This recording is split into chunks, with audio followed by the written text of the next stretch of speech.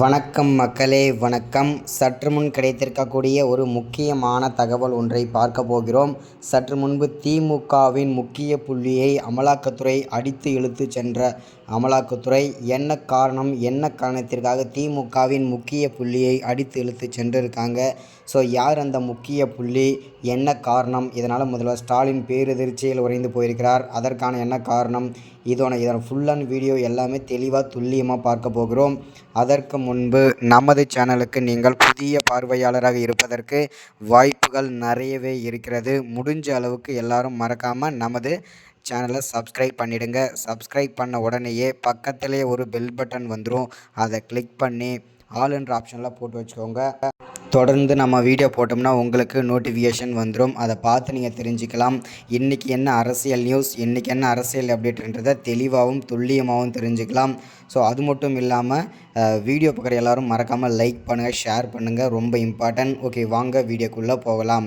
சற்று முன்பு கிடைக்கப்பட்டிருக்கக்கூடிய ஒரு முக்கியமான பரபரப்பான அதிர்ச்சிகரமான திமுகவை பொறுத்த வரைக்கும் ஒரு சோகமான செய்தி தகவல்னு கூட சொல்லலாம். ஏன் அப்படின்னு பார்த்தீங்கன்னா, கடந்த ஒரு 3-4 மாதங்களாகவே திமுகவில் பல்வேறு அமைச்சர்கள் பல்வேறு விதமான சர்ச்சைகளை சிக்கிட்டு வந்துட்டுருக்காங்க, கைதும் ஆகிட்டு வந்துட்டுருக்காங்க. முதல்ல பார்த்திங்கன்னா செந்தில் பாலாஜி பல்வேறு விதமான சர்ச்சைகளை சிக்கினார்.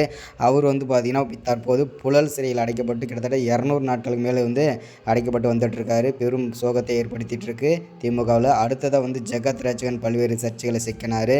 அடுத்ததாக ஏவா வேலு. ஸோ இந்த மாதிரி முக்கியமான அமைச்சர்கள் எல்லாமே புழல் சிறையில் அடைக்கப்பட்டிருக்கிறதுனால அந்த வரிசையில் தற்போது முன்னாள் அமைச்சரான பொன்முடி அவர்கள் சற்று முன்பு பார்த்திங்கன்னா அதிரடியாக கைது செய்ய அவரை புழல் சிறையில் அடைப்பதற்கான ஆணை பிறப்பிக்கப்பட்டிருக்கிறது.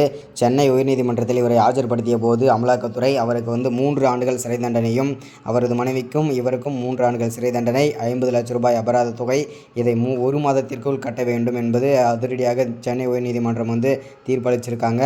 இதனால் பேரதிர்ச்சியில் முதல்வர் ஸ்டாலின் இருக்கிறார். அது மட்டும் இல்லாமல் பொன்முடி அவர்கள் கதறி கதறி அழுது கொண்டிருக்கிறார். ஏன்னா என்னுடைய அரசியல் வாழ்க்கை இதோடு முடிந்து விடுமோ என்று பெரும் பயத்தில் இருக்கிறார், சோகத்தில் இருக்கிறார். அது மட்டும் இல்லாமல் இந்த தீர்ப்பை ஏற்றுக்கொள்ள முடியாத முன்னாள் அமைச்சரான பொன்முடி மேல்முறையீட்டுக்காக டெல்லி கொண்டு போவதாக அறிவிப்பும் கொடுத்திருக்கிறார்.